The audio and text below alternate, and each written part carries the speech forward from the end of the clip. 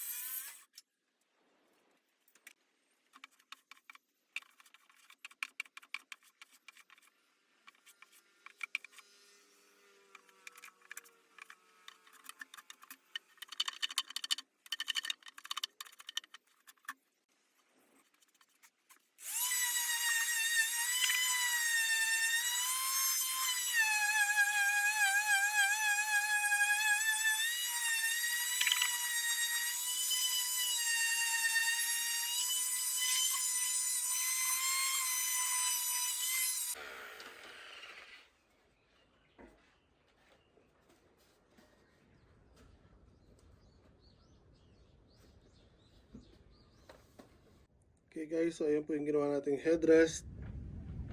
So may ulunan po yan. Simpleng design lang po. Ayun naman po yung sa may paanan. Ito yung sa mga side. Kakabit lang natin yan. Then, gagawin naman natin yung pinaka bed niya.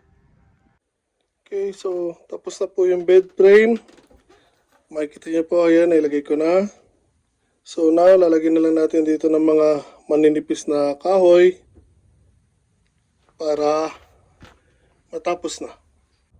Ayan po guys, naikat na po natin yung ilalatag natin dito sa bed frame na ginawa natin. Ayan po. 10 centimeters po ang kapal niyan. And now, kakabit na natin dito sa bed frame natin.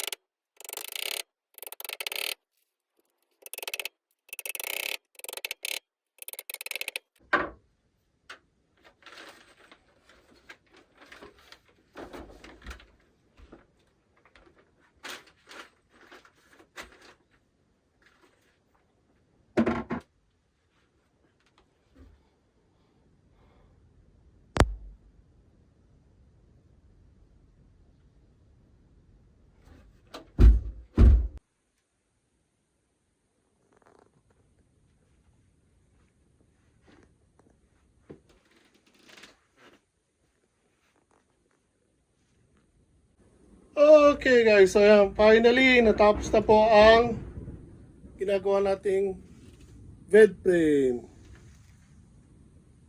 So yan guys, simpleng bed frame lang po yung ginawa natin. Kung tutuusin po, isang araw dapat tapos yan. Kaya nga lang, medyo natagalan tayo kasi namili pa tayo ng ilang gamit.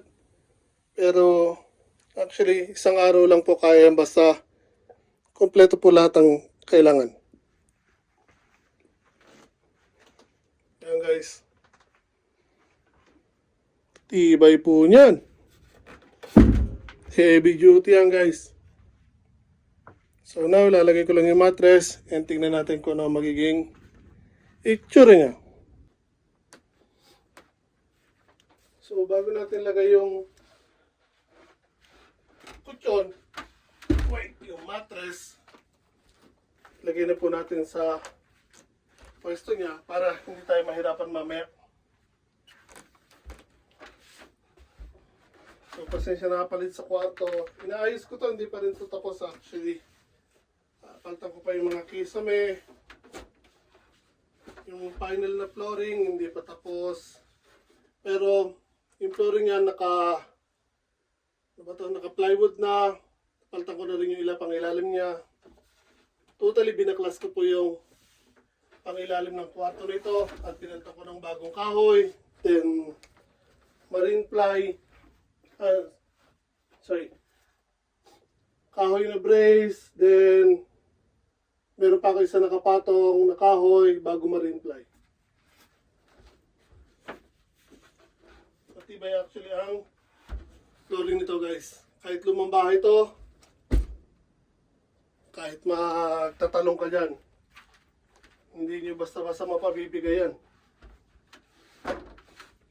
Dahil sa nilagay kong flooring. Pangdiinan po ang pagkakagawa ko dyan guys.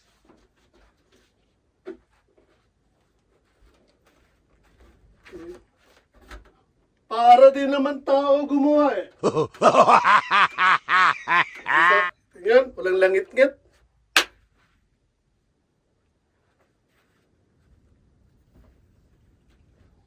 Okay, again. Queen size mattress. Woo! Ano kaya?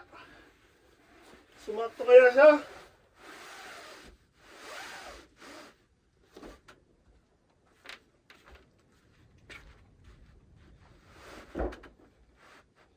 Luwag pa nga eh.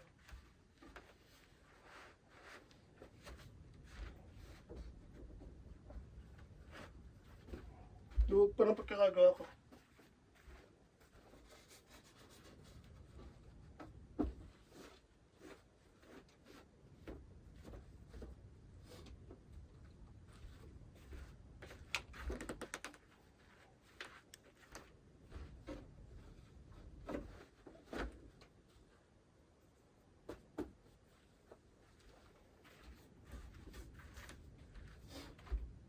Okay, there you have it guys. Ginawa nating bed frame. Nabot tayo ng 2 days. Pero again, actually, kayang-kaya po siyang gawin ng 1 day. Basta kompleto lahat ng materials. Ayun na po ang finished product natin guys. Simple bed frame na ginawa natin. Again, queen size po yung mattress.